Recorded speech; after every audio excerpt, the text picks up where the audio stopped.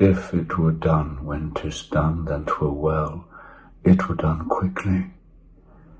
If the assassination could trammel up the consequence and catch with his surcease success, that but this blow might be the be-all and the end-all here, but here, upon this bank and shoal of time, we'd jump the life to come.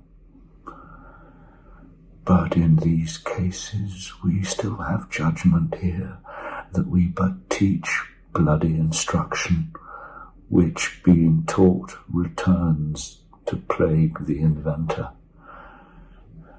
This even-handed justice commends the ingredients of our poisoned chalice to our own lips.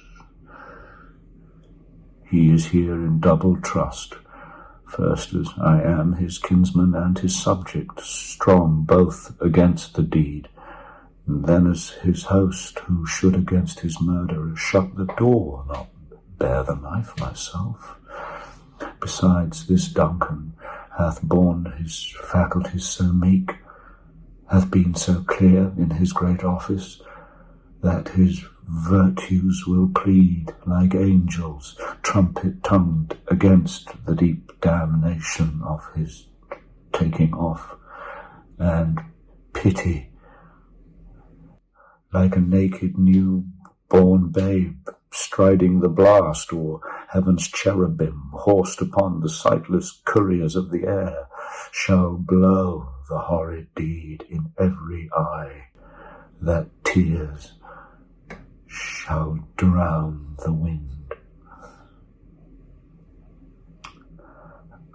I have no spur to prick the sides of my intent, only vaulting ambition, which o'erleaps itself and falls on the other.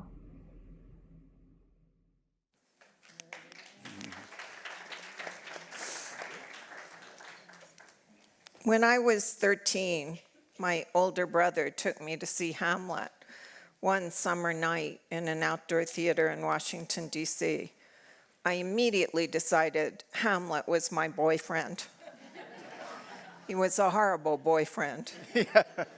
He was commitment phobic, ambivalent, and cranky. And of course, to quote Austin Powers, he had daddy issues. Pass the tissues. After a few years, I broke up with Hamlet for Macbeth, who was also indecisive, but much more malleable. When I interviewed Ralph Fiennes last year, he told me he fell in love with Shakespeare because his mother, the writer Jennifer Lash, told him bedtime stories from Shakespeare, including Henry V and Hamlet. Rafe said, quote, "I was on a top bunk and my mother said, 'I'll tell you a story. There was this young man and his father's died and he's a young prince.' And she told it to me in her own words. I think she saw the effect that it had on me. The next day, she put on the vinyl record of Laurence Olivier doing speeches from Hamlet and Henry V. And I sat there with a paperback following this text as I listened to it, not knowing what it meant, but being thrilled by this voice of this actor doing this stuff. Rafe had DC enthralled this spring with his hypnotic Macbeth at the Washington Shakespeare Theater Company. Shakespeare used a lot of language about blood to show a leader turning into a tyrant in Macbeth. Macbeth killed King Duncan and then said, I am in blood, stepped in so far that, should I wade no more, returning were as tedious as go o'er. Like Macbeth, Donald Trump crossed a line and can't turn back. You might have noticed that Trump is full of bloodlust, using more and more blood imagery. Migrants will poison the blood of the country, threatening a bloodbath at the border, talking about a migrant fight club. He's talking about the bloody wounds on his body from his trials. He says he has more wounds than Lincoln. So I want to ask my genius friends. I met both of them today for the first time, although I have wanted to meet them for decades. Do you think that so many well-known actors have done Macbeth lately because the play is a great way to show how a raw power grab corrodes the soul in the country, how the vanity and hollowness of power is always there? Or not? Seems like a plausible account of why the play is done so often. I think the play has a powerful way of showing how something that looks stable, in fact triumphant, as the play begins with Duncan triumphant finally over his enemies, how quickly all of that falls apart, and how quickly it falls apart not only for the entire state, but also for the character, as you've already suggested, for Macbeth, who was the pillar on whom the whole state had been erected. So I think the part of the mood, perhaps, that's led people recently, as you say, to be interested in the play has to do with the sense that it can things you absolutely count on as stable can fall apart almost instantly, and we go from there. While we're on Macbeth, I think Simon wanted to say a word about the fate of Shakespeare in America through the prism of the remarkable story of the Astor Place riots and the lost world of working-class bard enthusiasts. I hadn't heard about that until I got my master's in literature at Columbia University. I thought it would be so great to finally have an Ivy League degree. Little did I know. Yeah, you chose a hell of a moment for it. Little did I know. So I was so taken with it, I sent it to Tom Hanks and told him he should play the American actor and get Ralph Fiennes or Daniel Day-Lewis to play the British actor and do a movie about it. But so could you talk about that for those who, like me, hadn't really been familiar with it? Yeah, it's an extraordinary story. I don't know how many of you know about it, but the Astor Place riots, which was basically an incredibly bloody fight between two gangs of enthusiasts, of actor fans. One was a man called Edwin Forrest, who was born in Philadelphia but had had a life in the circus. He was all about athletic muscularity. He became famous. We're in the 1820s, 30s, 40s now, I should say. Famous for his performance of Othello, where he physically throws himself backwards onto the stage and people cheer. His opponent was a friend of Charles Dickens called William Macready, who represented exactly the opposite. And what was going on, really, in the 1820s, 30s was a crusade on the part of those who wanted to make American literature and American acting and American culture absolutely independent of the kind of zombie-like grip that they felt that high-minded English literature had on the culture of the time. What's really remarkable, not only that 31 people died in the Astor Place riots on May the 10th, 1849, and I think 120 were badly injured, and 50 militiamen were killed during these riots. What's astonishing is that the Edwin Forrests, the kind of, I think Bruce Willis is really, or Al Pacino, but I think Bruce Willis is more the kind of Edwin Forrest type. Those who really were his supporters were all working class. They were the audience for the Broadway theater, not for the Astor Place Opera House, the Astor Opera House. The Broadway theater was cheap entry, and working class of America knew their Shakespeare. It was absolutely part of how they grew up. They didn't think of it as highfalutin, impossible to understand.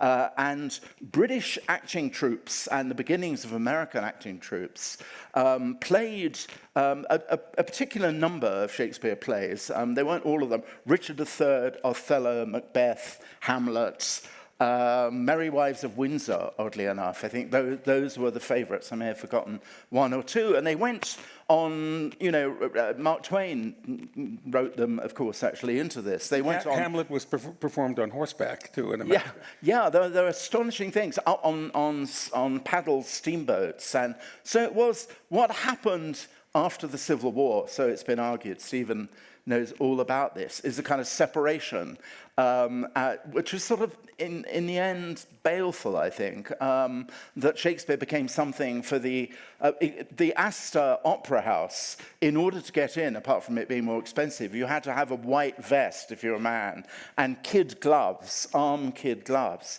And the kid glove audience became the Shakespeare audience in the later 19th century. So we've actually lost this sense, which Shakespeare himself would have loved as he flattered and schmoozed the groundlings in 1599 at the Globe. He would love to have felt it was really part of the life of the people. Yeah, we lost my people. So we have a campaign this year in which the voters who will determine the result are dubbed double haters. They don't like either candidate, or as Shakespeare would put it, a plague on both your houses. So I wonder what you think about the power of old men in the plays. Stephen, you had mentioned this. In Shakespeare's world, rulers hold on to power as long as they can until they die or are murdered. I think that of course, King Lear is the great version of this, in which he actually is willing to give up officially some of his power, but he wants to hold on to the position in a profound way. I think that, first of all, the Shakespeare world is a world in which the old, and specifically old men, are supposed to have all the power. And there is a very powerful undercurrent in Shakespeare's late 16th century, early 17th century world, in which people resent it, young people resent it, particularly if the old live too long. The problem doesn't usually arise in Shakespeare's world because people died so young. But if someone gets into what then was a very old age, 60s, 70s, God forbid 80s, then there's a tremendous amount of impatience that grows. So there's a very strong world urge that way, plus a sense that it's unbelievably difficult in their system for people to figure out how to retire, how to give it up. That the urge to hold on at all costs, we never see this in our own world, but the urge to hold on at all costs is incredibly intense psychologically. I'm curious which character in Shakespeare you guys think is most like Biden and which is most like Trump. I asked this question of all my Shakespearean friends the first few years of Trump, and Michael Kahn, the former head of the Washington Shakespeare Theater, would try and think. He goes, well, a little bit like the last act of Lear, but finally he goes, he's not complex enough to be a Shakespearean character. So I don't know. What do you think? No, really, Trump is, Constable Dogberry, really, but less fun. A lot less funny, really. I just want to go back to your question before, Maureen, that the great takedown of the annoyance, really, of the presumptions of old age is Polonius, of course, in Hamlet, who is full of pointless and self-evident instructions, really, to the fury of pretty much, restrained fury of Laertes and unrestrained of Hamlet. There was actually one, it's interesting, in the late 16th century, when all these great masterpieces were rolling out, there was one case of a successful gerontocracy, and that's the Republic of Venice, where actually you pretty much had to be in your 70s in order to have a chance of becoming Doge or even being senior in the... Titian, how long did Titian live? He lived into his 90s, I think. Not that he was in government, but I don't know, there was something about the air in Venice, which sure isn't there now, that actually helped perpetuate you into old age and authority. But what Stephen said is absolutely right. Mostly old age was thought to be a kind of fraudulent kind of entitlement. I want to say about Maureen's last question that we have to be alert or wary about the idea of a direct correspondence. That Shakespeare was the master in his own world of obliquity. He had to be the master of obliquity, because if you addressed something in your own world too directly, someone who is in power in your own world, not only at the very top, the queen or later the king, but any of the principal advisors, you actually stood a very significant chance of losing your ears, of having your nose slit. Ben Jonson does go to prison. You can get in very great... Marlowe is assassinated. So it's a world, it's Iran. You have to think of Shakespeare as writing in Iran now, or in North Korea. It's a very, very menacing world for anyone to speak directly. But or Russia, let's say, Soviet Union before the collapse of the Soviet Union. But as in the Soviet Union, the fascinating thing, or as in Iran now, is that artists figured out ways around, and great artists figured out, Shakespeare the greatest, to find a way obliquely to address the situation. That doesn't apply to us. We can say, as Maureen has already said, anything we want about the people in power, but the obliquity has its enormous advantages. Even though we think that it's an advantage to speak directly, Shakespeare gives us the tools to start digging in a way that simply ranting about Biden or Trump doesn't give us the tools. Yeah, Shakespeare is the opposite. Part of his, the depth of his genius is actually being able to inhabit two completely opposing sides at the same time. It is extraordinary that Shakespeare didn't end up in prison for Richard II. It's thought that Queen Elizabeth said in her fury, "No, you not, I am Richard II." A production of Richard II was performed right before the Earl of Essex's botched uprising in 1590-something. I'm terrible at dates, being a historian. And this went on as a way to encourage his supporters to mount a coup d'etat. But Shakespeare, not only in terms of wanting to be so protean, to sort of shapeshift into opposing views, it was also politically very prudent for him to do so. So that way he kind of astonishingly avoids, as I said, the fate of Marlowe, who we don't quite know why he was assassinated, but the fate of Ben Jonson, who's in prison at least once. So it is exactly as Stephen said. The 1590s are a time of extraordinarily instability. To go back to your very first question, Maureen, there's a sense actually of everything disappearing into a kind of sinkhole. The Queen is very old, there is no heir, the heir is in Scotland, you don't quite know how crazy James VI is going to be about his Calvinism. There's a new armada being planned, and it was being planned in the end of the 1590s from Spain. The plague is absolutely everywhere. There is huge inflation. I mean, just every kind of... Plus, Simon, the country is actually secretly split in two. Yeah. That is to say, between Catholics and Protestants. And so Shakespeare belongs to a Catholic family. Yeah, so you have a country that is internally riven with an aging ruler and a foreign threat at the same moment, which goes back to Maureen's initial gambit. So everybody in Shakespeare who's powerful stops being powerful. Brutus comes to a sticky end. Lear has this extraordinary transfiguration by giving absolutely everything, going sort of sidelong unintentionally into a kind of state of grace by being broken on the blasted heath. Even at the end of Henry V, first performed in 1599, which looks very much like a triumphalist play, and is to a larger extent. The very end, the epilogue, warns the audience that he's not long to live, which he wasn't, and that England was going to lose all of the France that it conquered. So Shakespeare was I don't know whether he intended it, he probably almost certainly did, or he's kind of responding to the sense of panic about where authority lies. So, speaking of Brutus, on this week of the very consequential debate, Simon suggested we might look at the Brutus-Mark Antony exchange and talk for a minute about what has become of political rhetoric.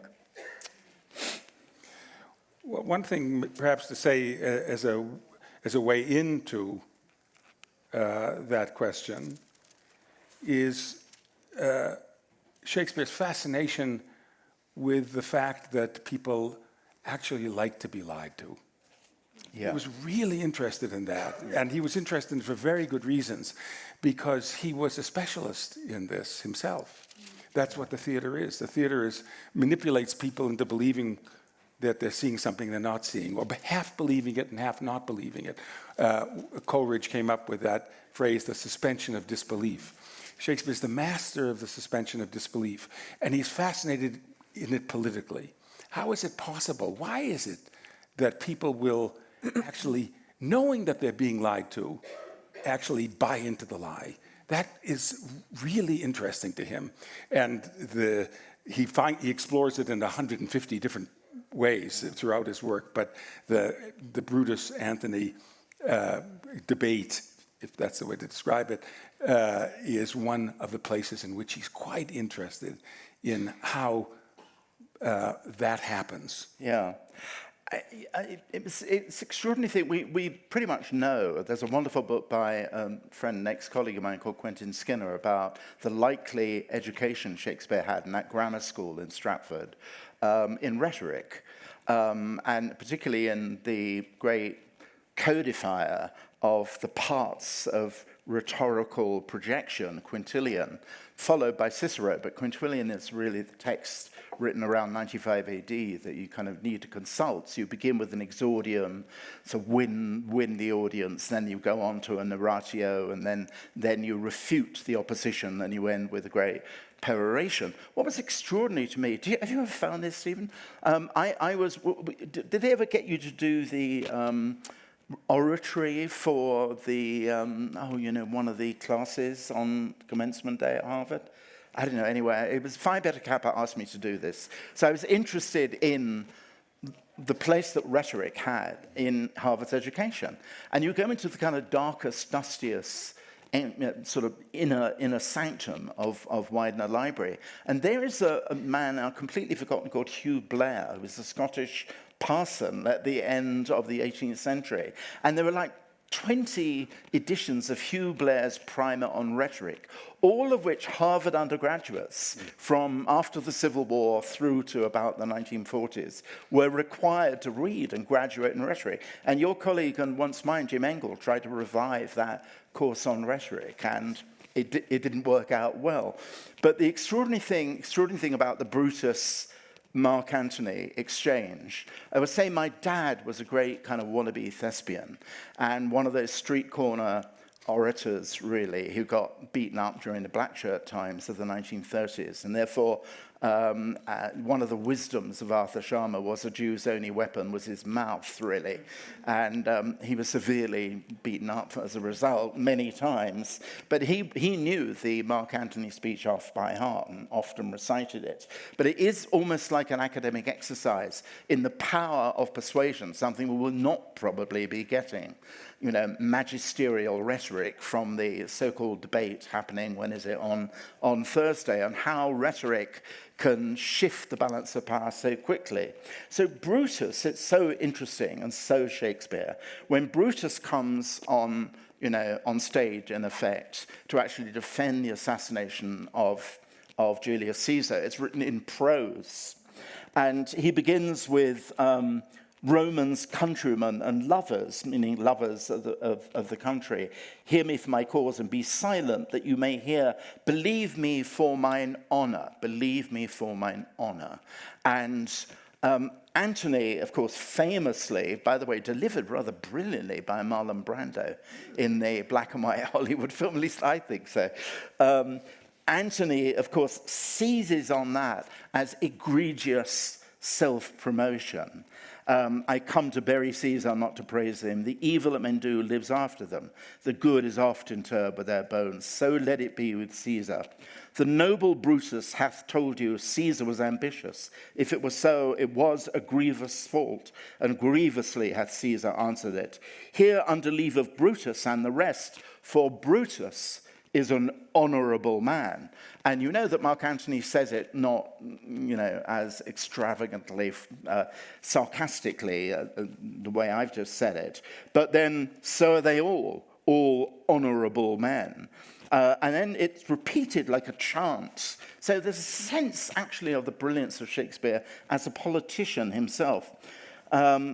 Here under, yes, come I to speak in Caesar's funeral, he was my friend, faithful and just to me. But Brutus says he was ambitious, and Brutus is an honorable man. And he repeats it like 4 times in the speech, and by the end of the speech, all the populace in Rome gets it, that there was nothing honorable whatsoever about what had just been done. So it's incredible that this kind of provincial actor, really, an amazing playwright, has a pitch-perfect instinct, really, for the sort of susceptibility of a street crowd and the incredible kind of, sensibility of how to turn that to your advantage. I want to say, I mean, you're absolutely right, Simon, and I want to say, thinking about our current situation, that kind of Elizabethan audiences, even the unwashed crowd in the pit, listened to very complex rhetorical performances constantly because they were required to go to church on Sunday. They had to listen to very long sermons. They were absolutely the way we actually process very complex visual signals because we watch television and movies. They did with rhetoric. I suspect that our world is much closer to the world of early Shakespeare, of Henry VI, when Jack Cade, the rabble-rouser, populist, says, I'm going to make it a felony to drink small beer. All the realms shall be in common. There'll be no money. Everyone will eat and drink on my score, and I'll apparel them all. And then, as you know, as many of you will know, the one line that we all know from the second part of Henry VI, an obscure play, is the butcher says, when he listens to these words in the crowd, the first thing we do, let's kill all the lawyers. I think that's the world, actually, much closer to the one we're living in now than you're totally right, sublimely subtle game that Mark Antony is playing. So I used, Professor Greenblatt did a brilliant book called Tyrant. And I used this quote in a column, and all the Times readers went crazy, and they're like, what's the answer? So now we have him here. And it's a long quote, but I want to read it because it's an amazing quote. How is it possible for the whole country to fall into the hands of a tyrant? Under what circumstances, Shakespeare asked himself, do such cherished institutions, seemingly deep-rooted and impregnable, suddenly prove fragile? Why do large numbers of people knowingly accept being lied to? Such a disaster, Shakespeare suggested, could not happen without widespread complicity. His plays probe the psychological mechanisms that lead a nation to abandon its ideals and even its self-interest. Why would anyone, he asked himself, be drawn to a leader manifestly unsuited to govern, someone dangerously impulsive or viciously conniving or indifferent to the truth? Why, in some circumstances, does evidence of mendacity, crudeness, or cruelty serve not as a fatal disadvantage, but as an allure, attracting ardent followers? Why do otherwise proud and self-respecting people submit to the sheer effrontery of the tyrant, to his spectacular indecency? So, why?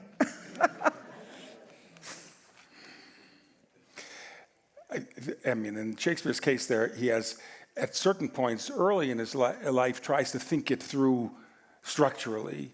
That is to say, he thinks there's an unfolding. There's a weak leader, well-meaning leader, but weak. That leads to or contributes to increasing factionalism, and the factions increasingly hate each other, can't live with each other, can't even listen to a word that the other one is speaking without feeling bilious resentment. And that leads to the manipulation, beginning of the manipulation through populism of the crowd. I mean, he has a whole theory as to how this happens. And then eventually the rise of a tyrant using these mechanisms. I think later in his life, and maybe this is relevant to our current situation, later in his life, Shakespeare began increasingly to think there's something about his medium that holds a clue to what's happening. Let's say the theater was a new phenomenon rather like the internet.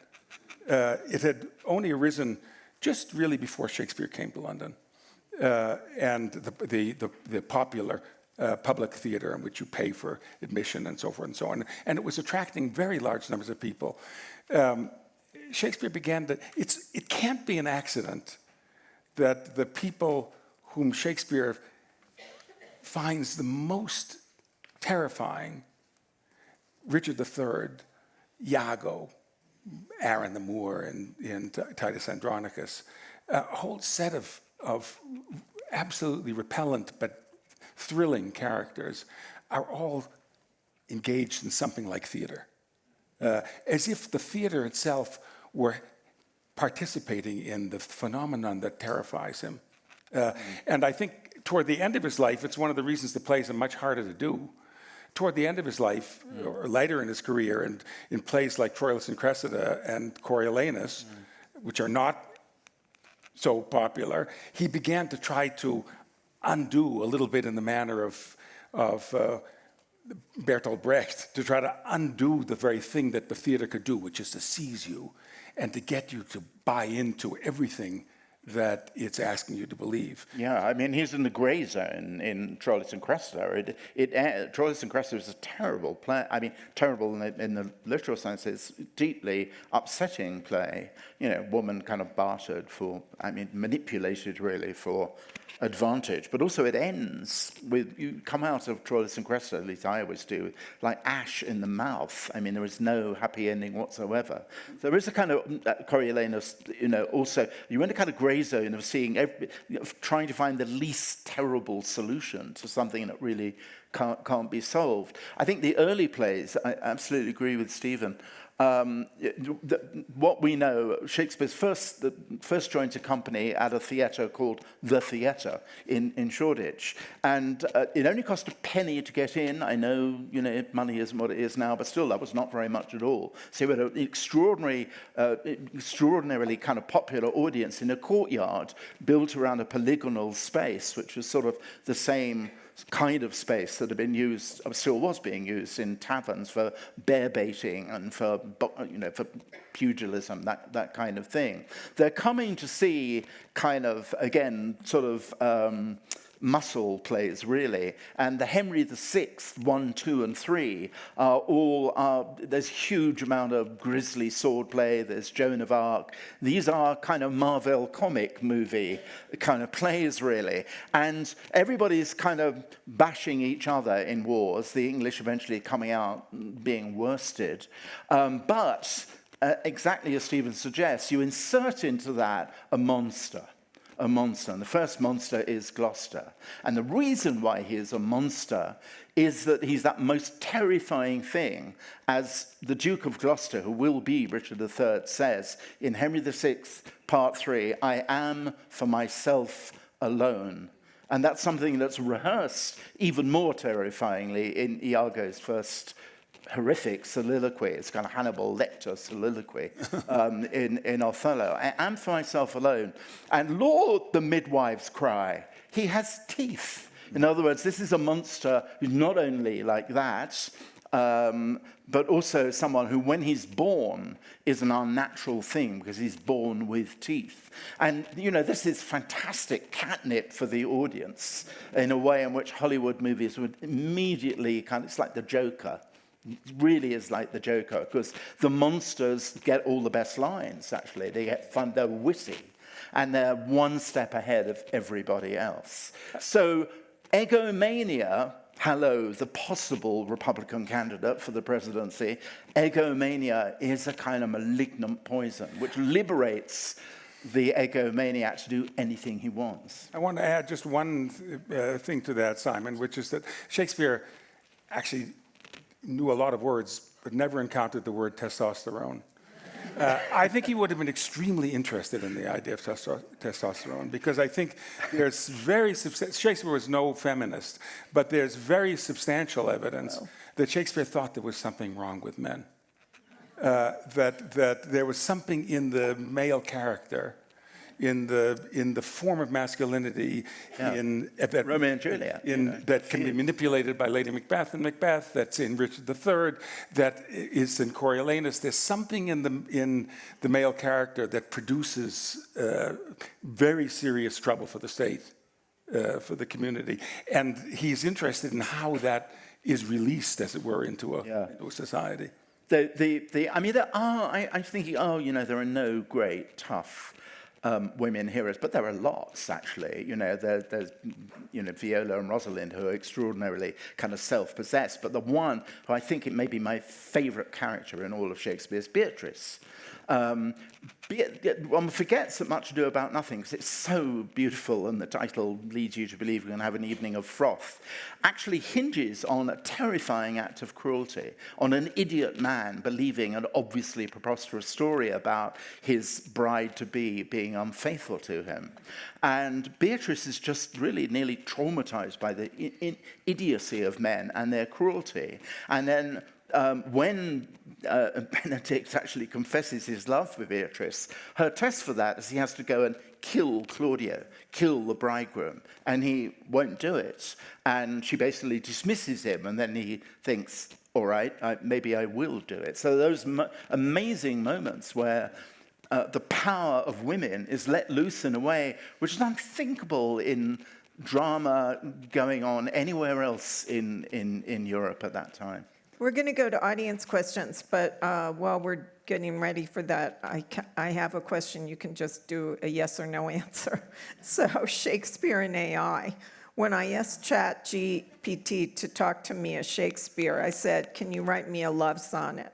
He wrote back, with eyes that shine like stars upon the sea and lips as sweet as summer's ripest fruit, thou art the one my heart doth long to see, and in thy beauty all my dreams take root. So is AI about to give us millions of Shakespeares? Let's hope not. Absolutely not. It barely makes it into the fortune cookie league, really. Exactly. Well, I have a million more questions, but let's take audience questions. Oh, yes, hi. There's a mic coming There's a down. mic. Here's, it's being delivered, I think. There we are. This was just thrilling, and I wanted to ask you two gentlemen, I assume you believe that Shakespeare indeed wrote all of his own things, and Yes. that AI will not. Other than the education that Simon mentioned earlier, what made him this genius, and why has there not been another, and who comes close? Whoa. I mean, to the second part of your question, I mean, there are lots of great artists, including someone who died actually in the same year as Shakespeare, and that's Cervantes. Cervantes is an astonishing genius, comes from also quite surprisingly modest background, I mean, and basically invents the novel. And the reason I invoke Cervantes is that at the end of Shakespeare's life, toward the end of his life, there's evidence that he actually read a translation of Don Quixote. It was translated almost immediately by a renegade Catholic. And I love that idea that the greatest playwright of our world read arguably the greatest novelist of our world and saw there was a whole new way of doing it, a different kind of thing, as if you suddenly saw there was a different form that he could have, but it was late in his life, he couldn't do it. But there are plenty of great artists in the world. So, I mean, that's the first thing. I think you could ask, when people, as they often do, invoke the possibility someone else wrote the plays and so forth and so on. How could someone who didn't go to university write the plays and so forth? My first response is, how did anyone produce anything that is really that great? How did Mozart come to exist? How did Beethoven come to exist? I mean, this is a weird phenomenon of the mysterious accidents of human beings, that the pieces come together every once in a while and produce something absolutely astonishing. It's the habit of scholars. I've been guilty of it myself, I think, actually, to mistrust the notion of genius and see it as a kind of romantic fantasy, of incommensurable genius. But then I wrote a book about Rembrandt, and I've been teaching Rembrandt for a long time. And there are a lot of attempts to explain Rembrandt by his. You wouldn't learn very much by knowing much about Peter Lasman, his teacher in Amsterdam. Rembrandt just did things that were just completely unanticipated, that there was no model for whatsoever. The same as, where did those that last Beethoven quartets come from? Nowhere, except, they're not even classical music, not romantic music. So there are just moments where something in the genetic alchemy in the brew produces something, as I say, kind of just qualitatively improbable. And that's an extraordinary thing, and I think we should be kind of more relaxed about that. Has there been anyone as good as Shakespeare? No, in my view, not even close. I mean, Dante, Milton, absolutely astounding in their own way, but very much in their own way. Has there been a figure who, in his work, could actually encompass such an extraordinary breadth of human experience? Absolutely not.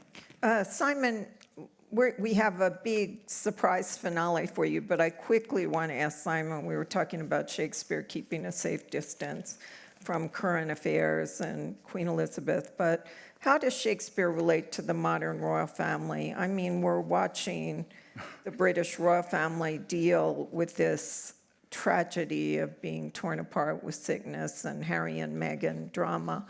And what is the importance of Shakespeare to the royal family at this moment, or what can we learn from? None whatsoever, Maureen. That was a quick answer. All right, so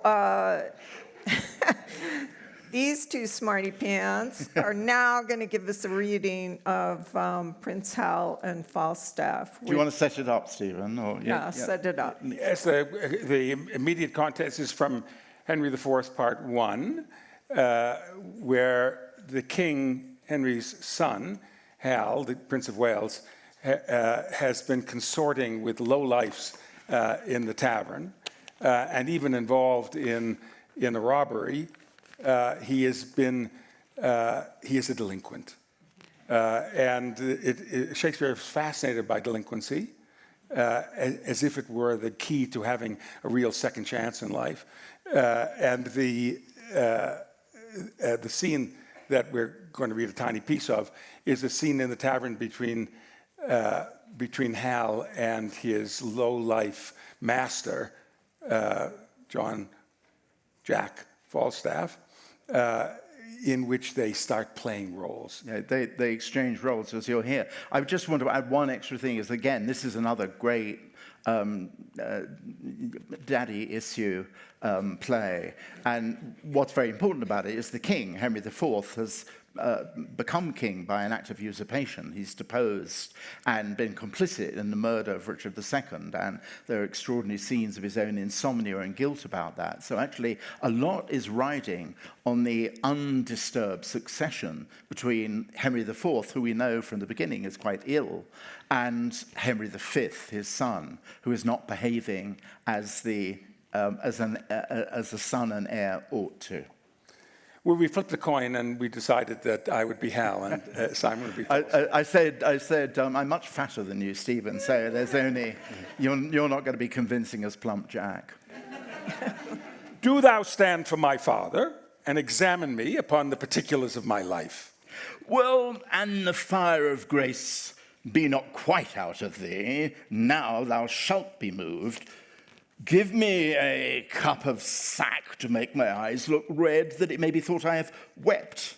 For I must speak in passion, and I'll do it in King Cambyses' vein. Well, here's my leg. And here is my speech. Stand aside, nobility. Harry, I do not only marvel where thou spendest thy time, but also how thou art accompanied.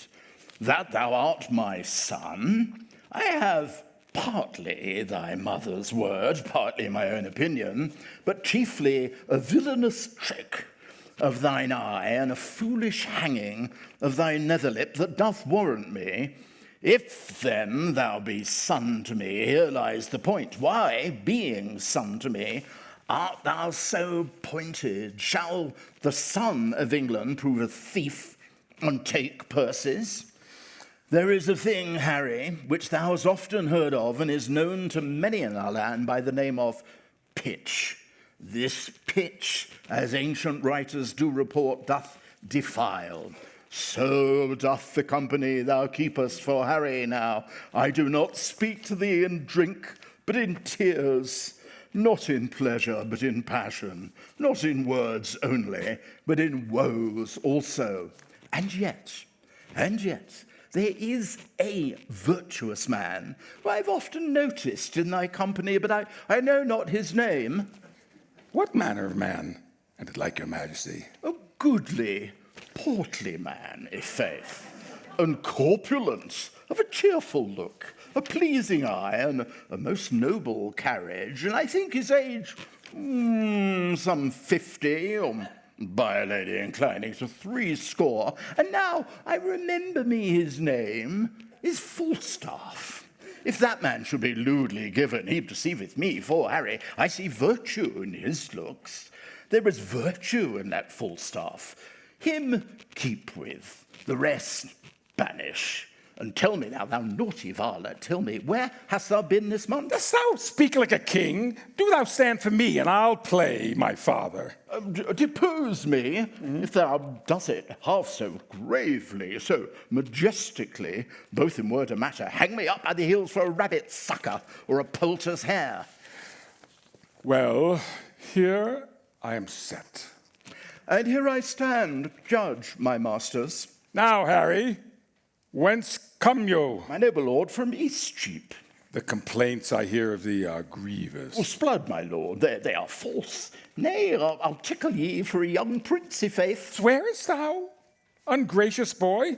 Henceforth ne'er look on me. Thou art violently carried away from grace. There's a devil haunts thee in the likeness of an old, fat man. A ton of man is thy companion.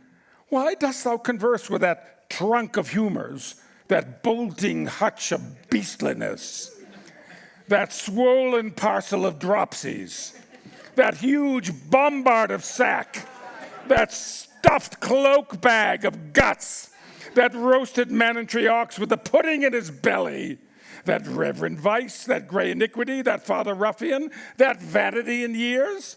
Wherein is he good but to taste sack and drink it? Wherein neat and cleanly but to carve a capon and eat it?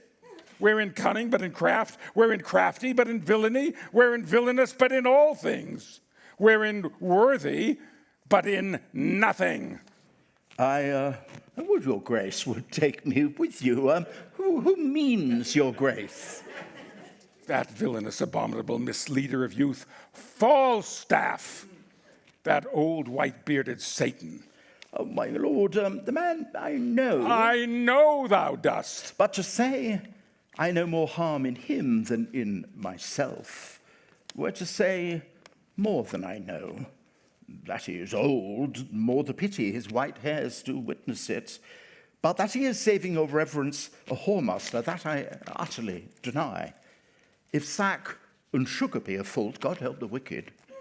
If to be old and merry be a sin, then many an old host I know is damned. If to be fat is to be hated, then Pharaoh's lean kine are to be loved. No, my good lord, banish Peter, banish Bardolph, banish Poins, but for sweet Jack Falstaff, kind Jack Falstaff, true Jack Falstaff, valiant Jack Falstaff, and therefore more valiant, being as he is old Jack Falstaff, banish not him, thy Harry's company.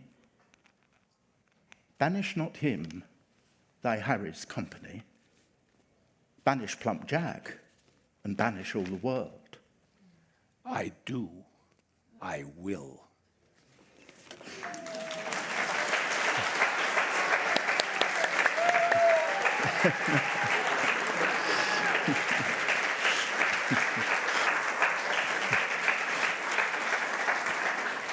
Okay, that was amazing. Better than Orson Welles and Laurence Olivier. Thank you guys, you were a great audience, and good night, sweet princes and princesses.